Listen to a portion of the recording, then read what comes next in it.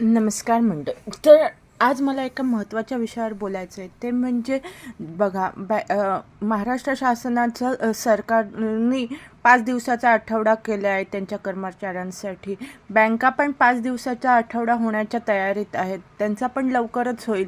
पण मुलांचं जे कोरोनामध्ये CBSE वाल्यांनी 5 दिवसाचा आठवडा होता, तो शनिवार पण त्यांचं म्हणजे स्कूल चालू करून, शाळा चालू करून पोर्शन मागे आहे, ती मुलं मागे पडलेत म्हणून शनिवारचं पण स्कूल चालू केलेलं आहे. परंतु ते अजून 2-3 वर्ष झाली तरी शनिवारचं स्कूल हे त्यांचं चालूच आहे. तर ते बंद व्हावं आणि त्यांना पण 2 दिवस विश्रांती मिळावी, रेस्ट मिळावी. त्यांच्यावर पण जास्त लोड आहे, तो कमी व्हावा या ह्यानी त्यांना शनिवारी पण सुट्टी मिळावी. तुम्हाला काय वाटतं नक्की सांगा. वडील शनिवारी घरात झोपलेत आणि मुलं शाळेत जातात, हे बरोबर आहे का?